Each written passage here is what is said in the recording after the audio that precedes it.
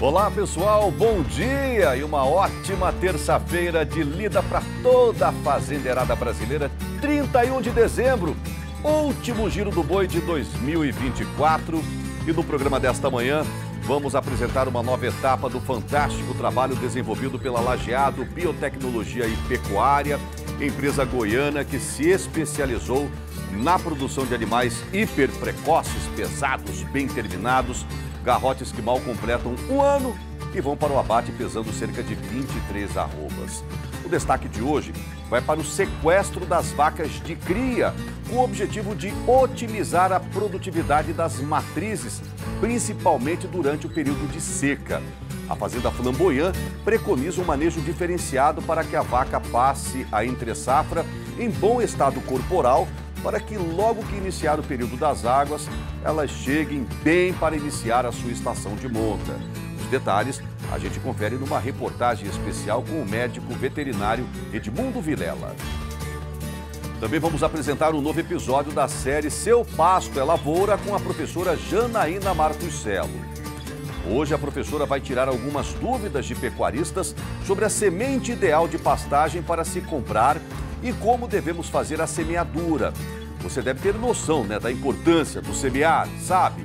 Muito cuidado ao comprar sementes baratas, elas podem sair caríssimas para o pecuarista. É necessário avaliar a sua capacidade de germinação e conhecer a sua origem e se a variedade é a ideal para a sua região e o seu sistema de produção e manejo. Veja ainda um novo episódio da série Semi-Confinamento Eficiente com o médico veterinário Guilherme Vieira, trazendo dicas e orientações de como o pecuarista deve engordar o gado em regime de pasto. Tudo isso e muito mais agora no Giro do Boi.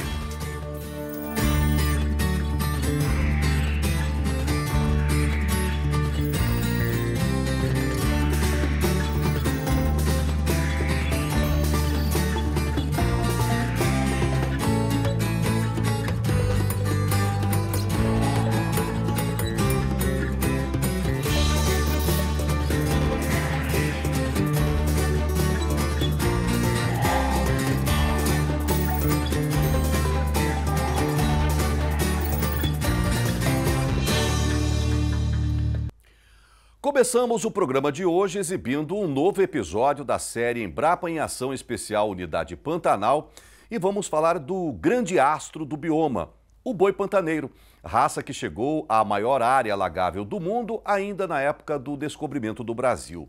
Este animal veio da Europa, lá da Península Ibérica, e foi trazido pelos portugueses e pelos espanhóis. Há muitos anos, pessoal, pesquisadores da Embrapa e de outras instituições de pesquisas estudam este gado, que já se tornou um patrimônio genético nacional. O bovino pantaneiro é um animal taurino extremamente adaptado às condições pantaneiras e tem como um grande diferencial seus cascos resistentes, capazes de suportar tanto os longos períodos de seca quanto os anos de cheias dos rios pantaneiros. O repórter Marco Ribeiro conversou com a pesquisadora Raquel Juliano sobre o tema e você confere mais informações a partir de agora. Confira.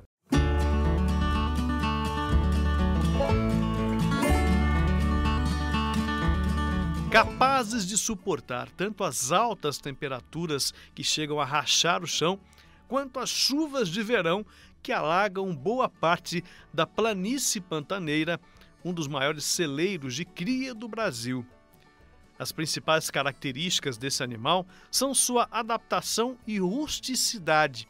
Sua origem remonta ainda aos tempos do descobrimento do Brasil. O bovino pantaneiro é um patrimônio genético que tem sido estudado, preservado e conservado pela Embrapa Pantanal. Que gado é esse? Quando a gente fala bovino pantaneiro, a gente está falando de que animal e qual que é a origem desse animal? A gente está falando de um Bos taurus, né?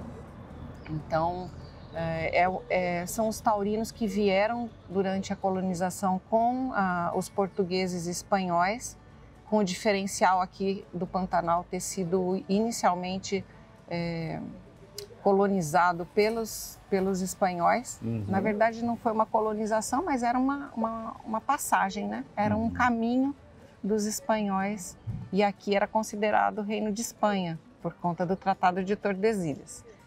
E eles trouxeram todos os domésticos que vinham nos navios, né? O bovino era força de trabalho, força de tração, né? Depois, obviamente, que conforme ele foi sendo criado, explorou-se aí a carne e o couro, né? E ele chegou aqui junto com os colonizadores. Então, um taurino já tinha passado ali pelas ilhas de colônias espanholas, né? Então ele não era assim, não veio direto da Europa, né? Ele já tinha feito um pit stop ali. E chegou aqui e ficou, vamos dizer assim, em condição natural até que a pecuária iniciou sua atividade como atividade econômica. Então a gente tem que lembrar que eles ficaram, tem aí um intervalo onde os bovinos não eram criados, né? Não existia a pecuária ainda. E a partir, se não me engano, do século XIX, eles começaram então a criar, a ter uma atividade pecuária no Pantanal.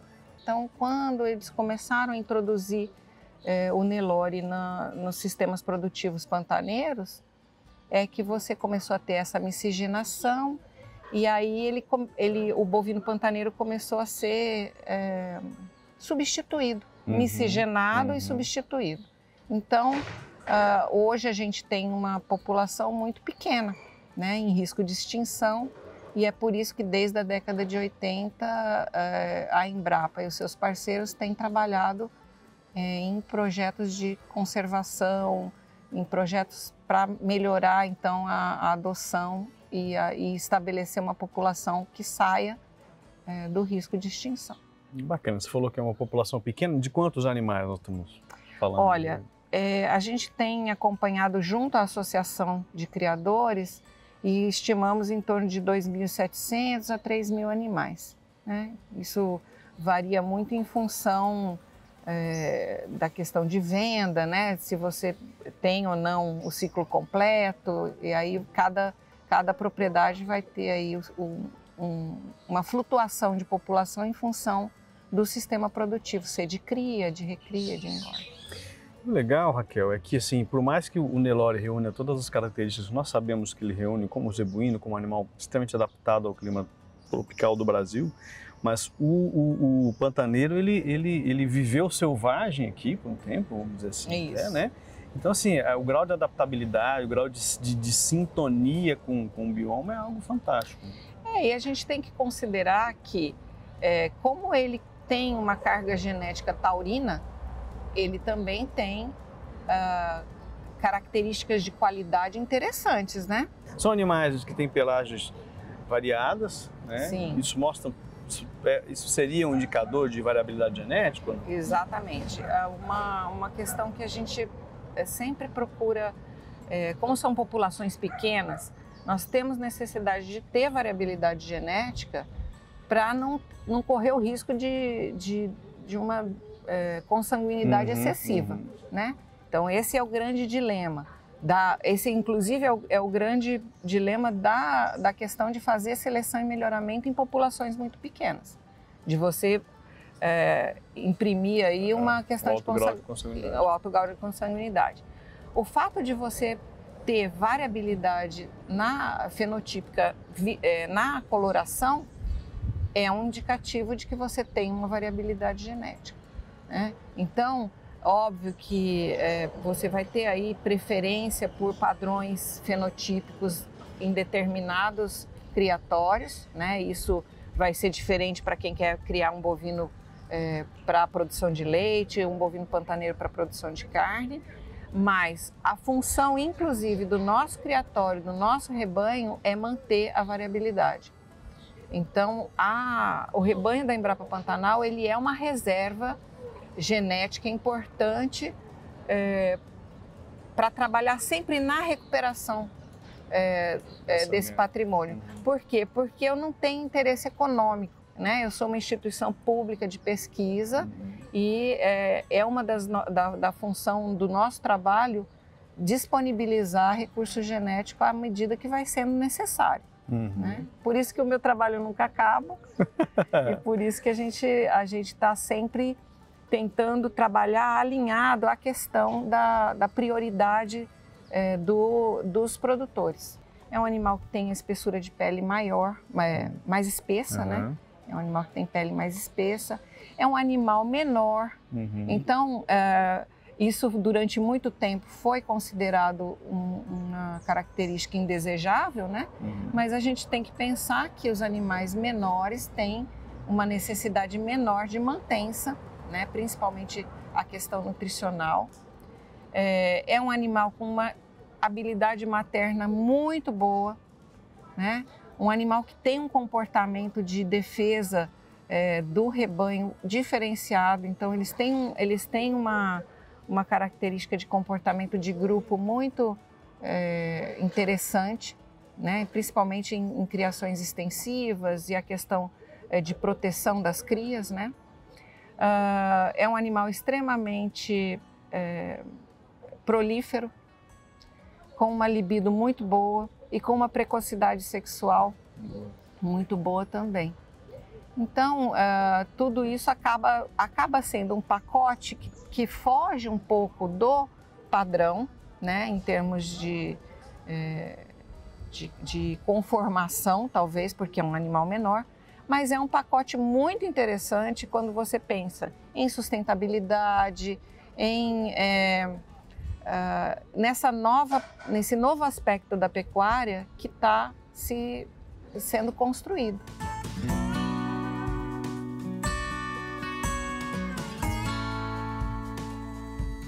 Que pé que está esse trabalho que vocês estão fazendo? Então, a gente começou primeiro caracterizando o animal, então o início da pesquisa foi caracterizar o animal e em sistema de cria, né, que é o nosso sistema principal aqui. Depois a gente teve uma segunda fase de pesquisas justamente para detectar as questões de qualidade, né, de genes que imprimem qualidade à carne e ao leite também. A questão da resistência genética é bastante importante. A gente tem sempre trabalhado isso no sentido de agregar valor, né? Então, qual é esse produto? Né? O que a gente pode oferecer de diferencial? E agora, o mais importante que a gente tem trabalhado sempre junto com os produtores é a questão do registro dessa raça no Ministério da Agricultura. Porque aí você concretiza o bovino pantaneiro como produto, sêmen, embrião, carne, marcas, né? E temos que trabalhar nisso exatamente para cada vez mais estimular com que os criadores percebam que é um bom negócio, né? E consagrar não, mas e consolidar a questão do patrimônio genético brasileiro, né? E junto ao Ministério da Agricultura, assim como ele é um patrimônio histórico do Estado, né? Então já existe esse reconhecimento. E nós somos a última raça de adaptados, de bovinos adaptados a ser registrada no Ministério da Agricultura. Estamos sempre muito ansiosos para que isso aconteça.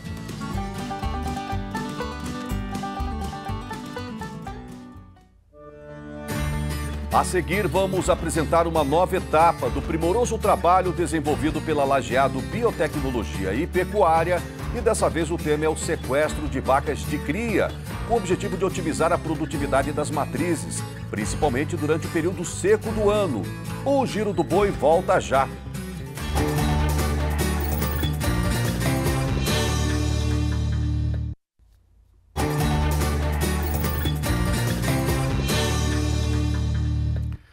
Já de volta com o Giro do Boi, é hora de apresentar uma nova etapa do magnífico trabalho desenvolvido pela Fazenda Flamboyant, lá de Santa Rita do Araguaia, Goiás.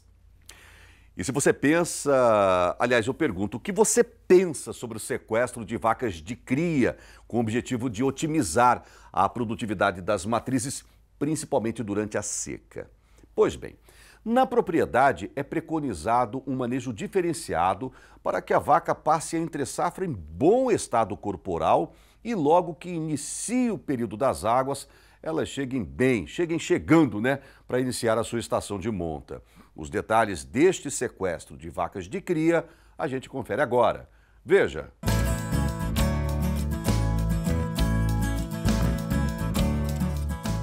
Hoje nós estamos aqui para gravar mais um episódio dessa parceria Canal Rural, Programa Giro do Boi e Lajeado Biotecnologia e Pecuária. Nesse episódio nós vamos falar sobre a utilização de sequestro no sistema de cria, utilizando sequestro para vacas de cria, como que a gente tem feito esse processo. As premissas desse trabalho vêm principalmente quando a gente fala da intensificação da pecuária de cria e aumento da produção de arrobas por hectare. Então a gente se propôs aumentar a lotação da fazenda. E como a gente já discutiu nos outros episódios, na pecuária de cria a gente tem uma oscilação da carga animal muito pequena durante todo o ano, em que a gente tem uma vaca passando a fazenda durante todo o período, tanto de verão como inverno, de alta produção de forragem e baixa produção de forragem, e que chega um momento que essa produção ela é insuficiente para o que a gente precisa.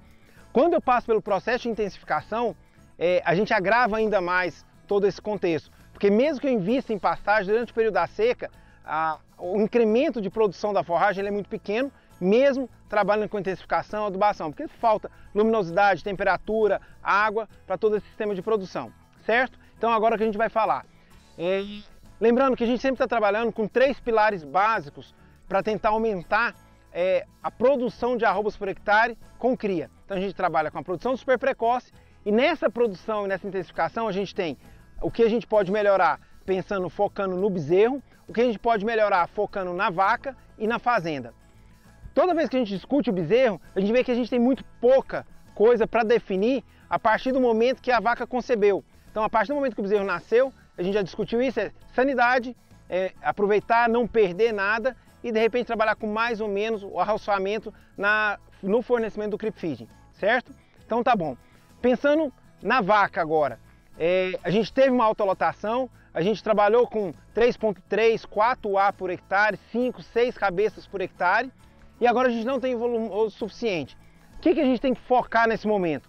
Eu preciso manter uma vaca em boa condição corporal, sem perder peso, focando tanto na próxima estação, para a reconcepção dessa vaca, como toda a parte de desenvolvimento fetal. Então a programação fetal desse próximo bezerro, da próxima safra. Então, nesse momento, a gente está focando quem? A próxima safra. Manter a vaca emprenhando bem, manter um feto em bom desenvolvimento. Pessoal, focando na fazenda agora, o que a gente pode fazer? A chuva parou, a produção do pasto, a produção da forragem diminuiu. E o que a gente vai fazer agora para frente? Como que a gente pode melhorar e manter a boa condição corporal e o bom desenvolvimento fetal? Então a gente já fez uma ação, que é desmamar todas as vacas. Então dia 30 de maio, a gente finalizou todas as desmamas, mesmo os animais de 5 e 6 meses de idade eles já foram desmamados e eles vão para recria, eles vão para o sequestro, eles vão tomar outro fim, mas hoje a ideia é preservar ao máximo as áreas de pastagem para as vacas gestantes, que são as matrizes do ano que vem. É a nossa próxima safra. Esse é o foco que começou, o planejamento da próxima desmama começou agora, certo? E que mais que a gente pode fazer para melhorar e provocar esse esvaziamento da fazenda para preservar o máximo da produção de pasto para as vacas gestantes? A gente pode também retirar todas as vacas vazias. A gente já fez há 40 dias atrás, identificamos, fizemos o diagnóstico de gestação final da fazenda, retiramos todas as vacas vazias que foram para um outro sistema de terminação, ou para TIP ou para confinamento, mas elas não estão mais junto aqui. Então aqui nós temos só vacas que foram desmamadas, vacas gestantes, para a gente fazer todo o planejamento da próxima safra. Qual que é a próxima etapa que a gente vai fazer? Então a gente já entendeu o que eu preciso de área agrícola, a gente já entendeu quais são os piores passos, a gente faz agora um planejamento de quantas vacas, quantas UAs por hectare eu vou ter nesse módulo.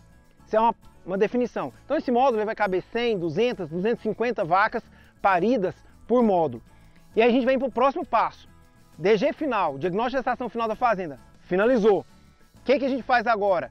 Toda a parte de distribuição de parto. E a gente vai alocando de acordo com o que cada módulo suporta e de acordo com a velocidade, proximidade dos partos, quais são os módulos.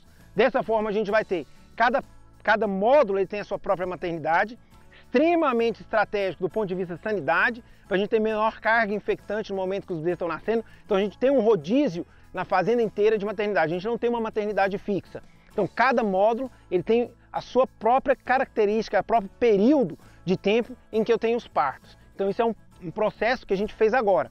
Então identificamos todas as vacas gestantes que vão parir no intervalo normalmente de 15 dias e elas vão parir junto.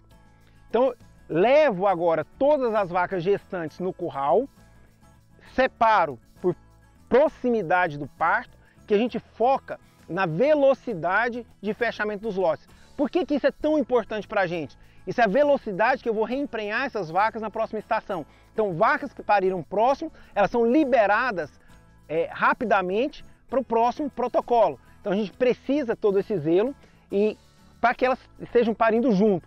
O que mais que é importante quando eu faço esse trabalho? O meu lote de contemporâneo fica muito fácil. O que mais que é importante nesse processo? Todo o manejo de maternidade, de parição, de cuidado, a atenção da fazenda, a atenção do materneiro, a atenção dos vaqueiros, está todo focado nesse módulo. Então isso passa a ser também uma coisa extremamente importante. O que a gente vai ver na fase final do sequestro das vacas? Primeiro, quando que a gente vai fechar todos os pastos, para os animais não terem mais acesso, que a gente já falou, respeitando a altura do pasto, a disponibilidade de forragem. Vai chegar um momento que a gente vai fechar, os animais não vão ter acesso. Para quê? A gente vai focar agora na fazenda de novo. Tirei o foco da vaca e vou voltar a focar na fazenda. Qual que é uma das premissas, uma das coisas extremamente importantes dentro de toda a tecnologia, dentro de todo o conceito que envolve o sequestro? Dentro do processo de preservação da fazenda, a gente vai esperar então que tenha chovido de 80 a 100 milímetros e que a gente tenha tido pelo menos 15 dias que começaram a iniciar as chuvas, para que o capim tenha um arranque, um início de desenvolvimento preservado. Isso é o mínimo que a gente quer. Então, pensando na fazenda, no manejo dos pastos, o que vai determinar o final do processo de sequestro é isso. Vamos voltar um pouco agora. O que a gente está na fase final do sequestro? O que acontece nessa fase final também? A parte dos partos. Como que eu determino parto? A gente não quer parto. A gente acredita que saúde de bezerro nessa fase inicial é extremamente importante. A nossa estação de monta, ela vinha de anos dentro do sistema tradicional, em que eu respeitava todo aquele trabalho da Embrapa, que é a data juliana de nascimento, que eu queria aquele bezerro de setembro, outubro, e que isso outubro já está iniciando o período chuvoso. Então é um período que normalmente eu tenho altíssimas temperaturas, nem sempre choveu o suficiente para amenizar o clima, para eu ter umidade relativa do ar suficiente, e a gente começa a perceber um processo de desidratação de bezerro. Então se eu deixar esse bezerro, deixar esse parto ocorrer dentro de uma remanga fechada, a exposição do bezerro ao barro, a carga contaminante, a carga infectante que eu tenho aqui, seja pelo excesso de matéria orgânica, seja pelo acúmulo de bezerro, seja pela diarreia, umidade, eu ponho esse bezerro em sofrimento. Que eu posso estar acontecendo esse parto no dia 15 de outubro, que ainda tem os animais fechados, preservando os pastos, e ainda tem essa vaca parindo aqui dentro. Então isso dificultaria o manejo. A gente não gosta desse sistema. Então, aquele momento em que eu escolhi um pasto, que ele pode ser prejudicado, ele pode ser estragado, é que aquela vaca vai ter acesso àquele pasto, ela vai ter acesso à área de sombra, ela vai ter acesso a uma condição de parto fora do barro. Então, a escolha de um pasto dentro de cada módulo raciocínado passa a ter uma outra importância agora, que é a qualidade do ambiente no nascimento do bezerro. Isso passa também fundamental dentro de todo o processo de montagem de todo o sistema de produção. Olha aí, pessoal, quanta coisa a gente já passou. Saúde, definição genética, todos esses episódios é para te ajudar a entender e implantar todo um processo de intensificação de cria, não só da produção super precoce. A ideia é deixar mais dinheiro por hectare e eu preciso necessariamente passar por um aumento da produção de arrobas por hectare. Com vaca de cria, como que a gente vai fazer isso? É isso que a gente está convidando vocês a nos acompanhar durante todo esse processo, toda essa gravação dos episódios, nessa parceria Lajeado Biotecnologia e Pecuária, Canal Rural, Programa Giro do Boi. Um abraço, até o próximo episódio, pessoal!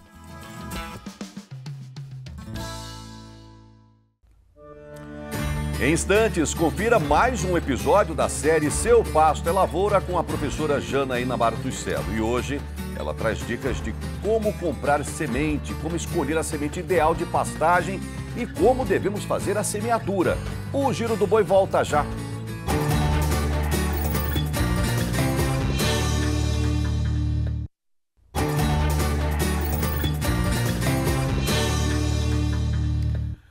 Muito bem, pessoal, já estamos de volta com o programa Giro do Boi, o último de 2024, né? E é hora de exibir o 7º episódio da série Seu Pasto é Lavoura, com a professora Janaína Martuscello.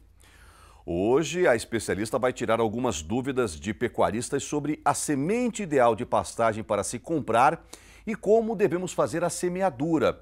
Você tem noção da importância do semear? Muito cuidado ao comprar sementes baratas, elas podem sair caríssimas para o pecuarista. É preciso avaliar a sua capacidade de germinação e conhecer a sua origem e se a variedade é a ideal para a sua região e também o seu sistema de produção e manejo. A pirataria também pode estar rondando a sua propriedade. Professora Janaína, explica pra gente.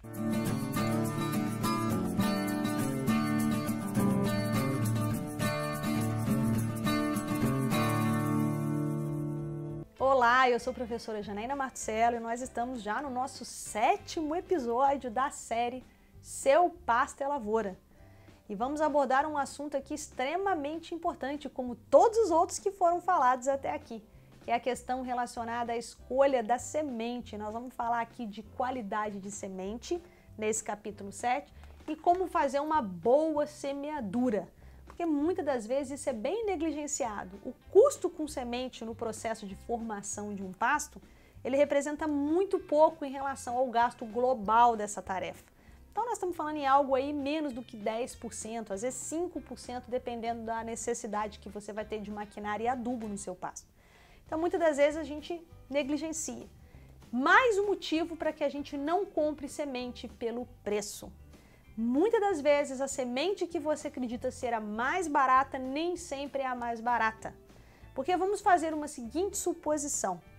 Eu tenho uma semente muito contaminada, em que ela vai trazer muitas impurezas, ou então ela vai trazer para a gente plantas daninhas, outras sementes que chegaram junto, ou então tem baixo poder de germinação.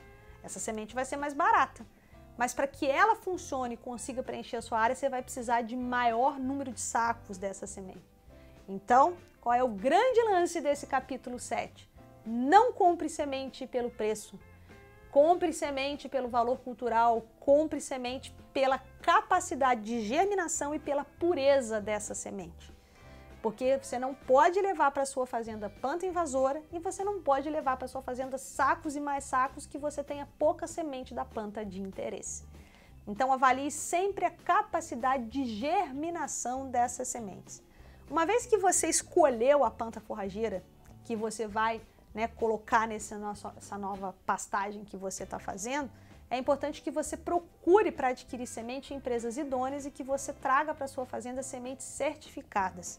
Então tem muita gente fazendo venda aí de sementes de plantas que inclusive nem se propagam por semente, aquilo que a gente chama de semente pirata, isso tem muito no mercado.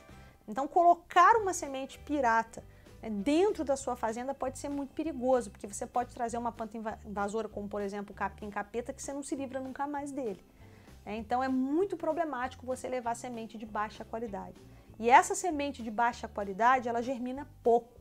Se ela germina pouco, ela vai acabar deixando espaços vazios no seu solo e as plantas daninhas vão tomar conta e você aumenta o seu gasto lá com herbicida, que tem um impacto muito maior no gasto global do que a semente. Por isso é bobagem fazer economia com semente. E como fazer uma semeadura de forma correta? Então a semeadura ela tem que ser feita no mesmo momento da adubação fosfatada. É muito importante isso. Como eu falei para vocês, o fósforo tem uma baixa mobilidade no solo, então quando você coloca ele perto da semente, na hora que aquela radícula, quando a raiz sai daquela semente, ela já automaticamente encontra o fósforo. E o que eu digo para vocês? O fósforo induz enraizamento e perfilhamento. Então ela pega uma força absurda para poder colocar mais raízes, se desenvolver mais rapidamente e preencher mais rápido o solo. Você até pode fazer uma mistura tomando cuidado com a densidade dessa semente, você pode misturar o fósforo e essa semente. Tá? Lembrando que se você fizer essa mistura, você tem que fazer a aplicação quase que imediatamente. Se deixar muito tempo em contato a semente com adubo fosfatado, estamos falando aqui de adubo fosfatado, você deixar muito tempo em contato, pode ser que você desidrate essa semente e perca alguma qualidade dela. Então, misturou, fez essa aplicação. E um fator muito importante que deve ser colocado aqui para vocês é que há sim a necessidade de fazer a incorporação da semente. Ou seja, a semente tem que ser coberta para que você faça então uma boa semeadura. Tá? Então só jogar a semente não é semear. Semear significa cobrir também essa semente. Jogar a semente é uma estratégia diferente que vai diminuir a capacidade germinativa da sua semente. Então, se você compra uma semente de boa qualidade, paga um pouco mais por ela e não cobre essa semente, tá? Você vai perder muito desse poder germinativo que você pagou a mais para ter. Então, chuva não incorpora a semente. É importante que a gente utilize o rolo compactador para poder fazer esse processo de incorporação, às vezes um galho de árvore, né? Às vezes um tronco de eucalipto mais leve amarrado nas correntes no trator, né? Muitas pessoas utilizam a grade fechada, mas eu tenho muito cuidado com esse procedimento e a gente explica isso aqui para vocês nesse capítulo 7, porque se, por exemplo, você tiver um solo arenoso e for plantar pânico, mombaça, paredão, miag, zuri, tamani, tá? For utilizar essas plantas, cuidado, porque a grade pode afundar muito, porque a semente de pânico é muito pequena, né? E num solo mais arenoso é mais fácil afundar. Aí se ela afunda muito, ela não germina. Isso, inclusive, explica porque o solo, né, muitas das vezes fica coberto com plantas, né, de forma desuniforme.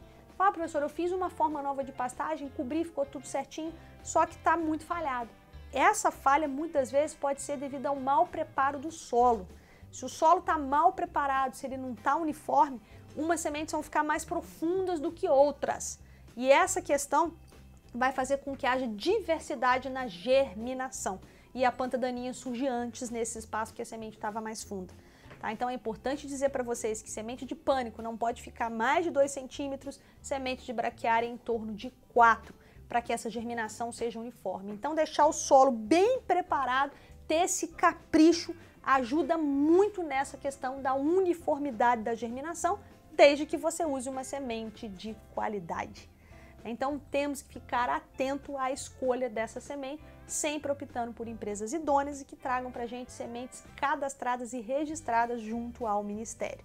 Então eu espero vocês no 8º episódio da nossa série Seu Pasto é Lavoura. Até lá!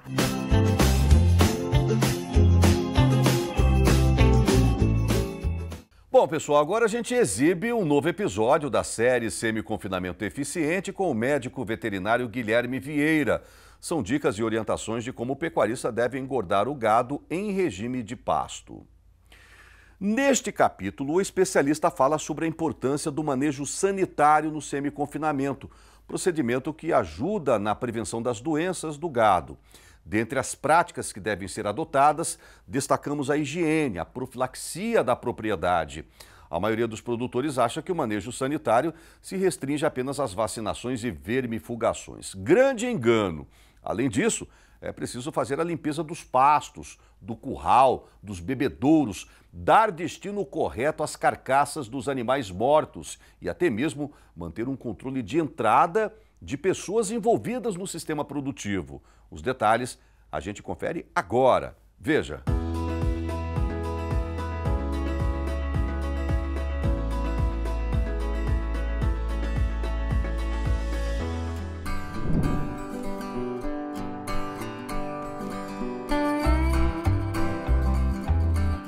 Olá, dando continuidade à nossa série Como Montar o Semi-Confinamento Eficiente, hoje nós vamos abordar um assunto interessante que é o manejo sanitário para o semi-confinamento.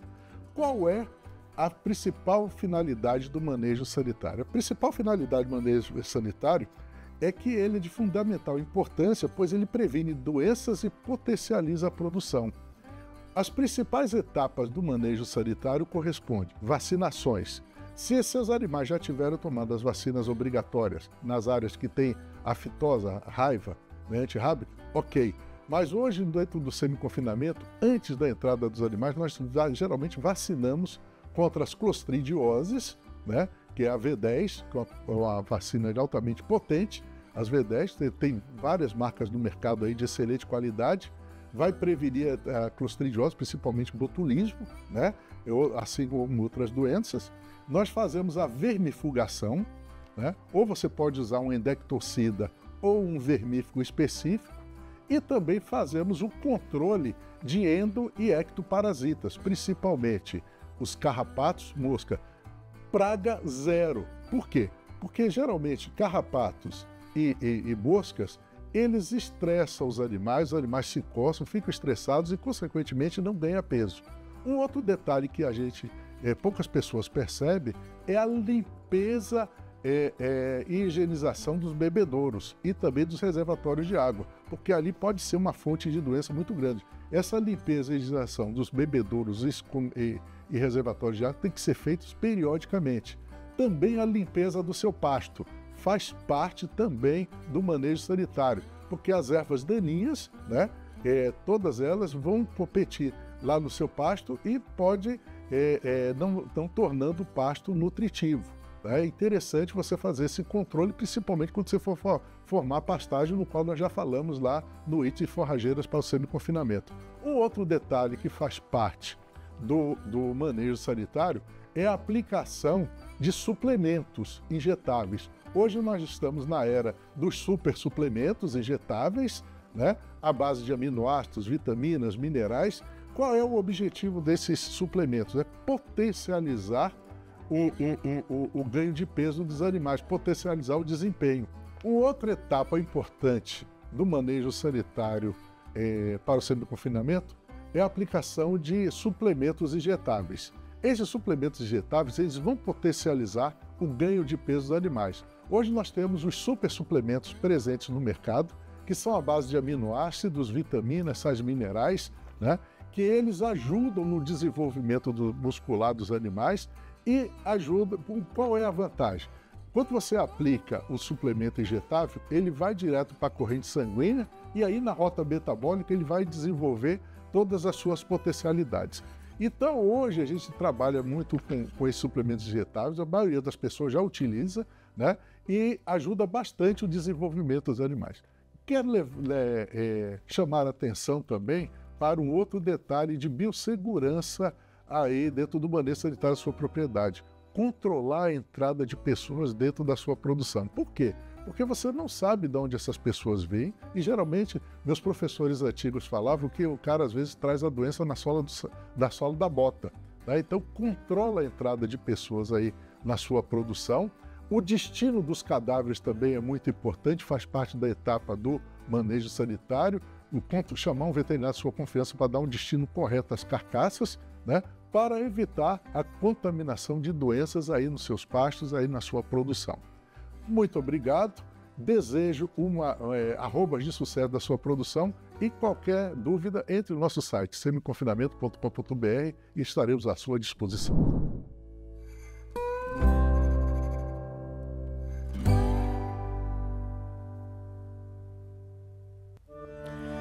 Em instantes, vamos falar da logística do boi brasileiro, dos desafios do transporte boiadeiro e como os veículos têm evoluído em tecnologia para atender às diferentes demandas do mercado pecuário. Como os profissionais da panha do boi são treinados e capacitados para que não haja erros no embarque, no desembarque e, claro, no transporte do gado. É depois do intervalo, até já!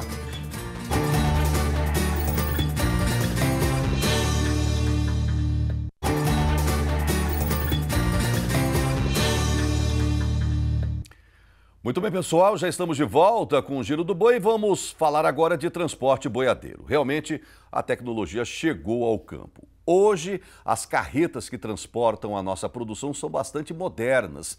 Os veículos estão mais altos por causa do tamanho e do peso dos animais. São de baixo ruído e monitorados em tempo real por satélite. Os motoristas são treinados ao menos 2 vezes por ano. Os veículos possuem nebulizadores para conforto térmico, tem até elevadores. Gado bem transportado resulta em carne de melhor qualidade. Bom, durante o Confinar 2024, a maior empresa de transporte bovino do Brasil marcou presença no evento. Confira! Planejamento antecipado do embarque do gado na fazenda. Transporte boiadeiro prático, rápido, seguro, monitorado via satélite, com veículos novos e que segue os preceitos de bem-estar animal. Estamos falando do trabalho realizado pela UBoi, uma inovadora prestação de serviços ao pecuarista no transporte do gado, tanto gordo quanto o boi magro, que vem revolucionando o conceito da logística do boi brasileiro. A equipe da empresa tem rodado o país nos principais eventos da pecuária, como o Confinar 2024 em Campo Grande, no Mato Grosso do Sul. A gente do boi e da transportadora, da TRS, a gente busca muito a melhora tecnológica aí dos nossos equipamentos para buscar a melhor qualidade do nosso serviço para o nosso pecuarista, para o nosso cliente final aí, que é o que a gente quer, né? Que a gente fala muito que a gente não melhora nada o boi do pecuarista, a gente só piora. Então, se a gente puder realmente trazer mais tecnologia e uma eficiência maior, com certeza a gente vai ajudar bastante aí. Legal. Onde vocês estão no Brasil? Como é que está essa distribuição logística e quantos carros? Como é que está esse trabalho? Olha, Marquinhos, a gente conta aí hoje com caminhões nosso mesmo, frota, em torno de 650 caminhões, carreta e truque, Julieta, a gente tem vários tipos de equipamento, rodotrem. Até esse ano agora de 2024 a gente aumentou nosso número de rodotrem, é um negócio que a gente voltou a trabalhar no ano passado e deu muito certo. A gente diminui bastante o custo para o pecuarista com os rodotrens, e aí a gente viu que realmente ia dar certo e trouxemos mais para esse ano. E a gente está aí com uma frota aí bem robusta, né?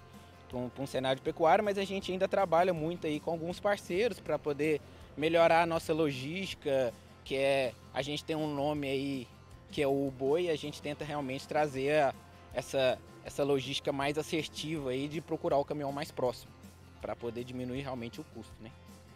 Quais são as vantagens que a gente poderia dizer dessa parceria com o boi para o pecuário?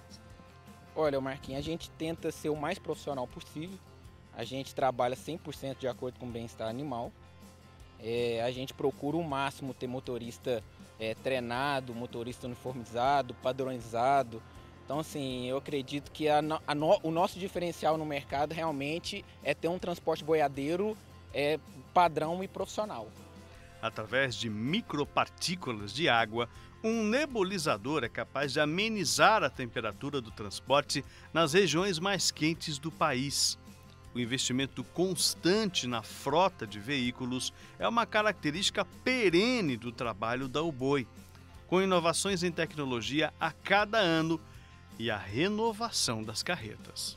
A gente está agora com o Vox, né? Lançamento agora já 2023-24, caminhão super tecnológico, já com sistema de Arla Euro 6, pensando no meio ambiente, economia de combustível e também de emissores de carbono. E também que é a carreta nova, né? Que é essa carreta mais leve, tecnológica e com melhor ocupação, pensando no bem-estar animal e também no consumo, né? Que tudo que a gente faz é pensando na melhoria de consumo, de custo e também para o bolso do pecuarista. Então essa carreta já vem com um sistema de ABS também, que é para evitar freada brusca, deitar o gado do pecuarista, a gente não machucar os animais. Vem com ocupação maior entre os currais, foi feita uma remodelação total no diâmetro dela, a gente melhorou a ocupação, a bezerreira dela veio com um sistema um pouco mais alto, elevado já nos padrões novos de medida do Cotran, e super tecnológica, super leve, a estrutura dela é inteira de alumínio. Então é uma carreta que veio pensando no bolso do pecuarista, na economia de combustível e na modernidade do negócio. E atendimento, né? A prioridade é atender com qualidade. Esse é o equipamento mais recente de 2024, com um caminhão super tecnológico que ajuda no motorista também, todos com ar-condicionado equipado, com a maior tecnologia e conforto aí para todo mundo trabalhar com a garantia e qualidade. Legal, é cercar o bom transporte em todas as suas esferas, né? O Lucas, né, comentando, são mais de 800 profissionais envolvidos, com treinamento, com capacitação, né, com reciclagem, né, constante, mas isso também demanda equipamento, demanda tecnologia, e vocês se preocupam muito com isso dentro da frota. A gente tem que dar ferramenta, né, treinamento, para a gente cobrar qualidade. Então o foco maior é melhorar cada vez mais o equipamento, facilitar a rapidez do embarque também para o motorista. Hoje as carretas, São todas de elevador com controle remoto. O motorista fica com o controle remoto comandando, vendo como que está a questão do gado subindo no elevador, realmente cuidando do bem maior, que é a carga ali que eles estão carregando. É um transporte também versátil, afinal de contas o pecuarista não precisa só do gado gordo, tem o gado magro, né?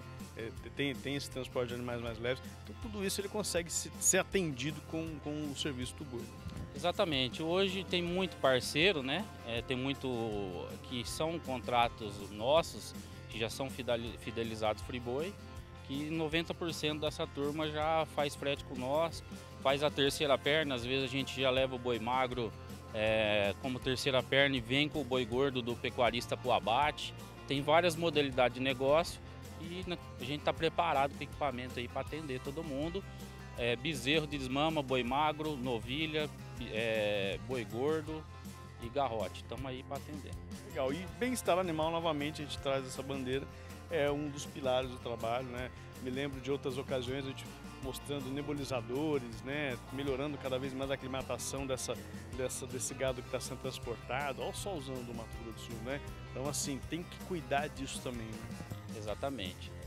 Todo cuidado é pouco com carga viva. E nós estamos cada vez mais, todo ano, especializando para melhorar, e uma melhoria contínua para o pecuarista e para nós que cuidamos do transporte, né? Pensando sempre em redução de custo, manutenção, qualidade do motorista e frisando o bem-estar animal, que é o foco principal, puxar um boi com qualidade. É um time realmente muito bem capacitado, a gente procura treinar muito dos nossos motoristas, reciclar sempre. A gente vive num mundo realmente muito difícil, né? De estrada de terra, estrada vicinal, fazenda, buraco, chuva, mas a gente procura fazer o nosso melhor sempre e os motoristas também. A gente tem essa certeza que a gente está colocando aí gente de qualidade no mercado e gente de qualidade nas estradas. Pois é, pessoal, terminou o Giro do Boi deste 31 de dezembro, o último do ano, é claro. Eu aproveito para te agradecer a esse 2024 de muita audiência, valeu mesmo. Mas amanhã a gente está de volta, amanhã, primeiro programa de 2025, a gente tem aquele encontro marcado sempre às 7 horas da manhã. Tá bom? Até lá, tchau, tchau.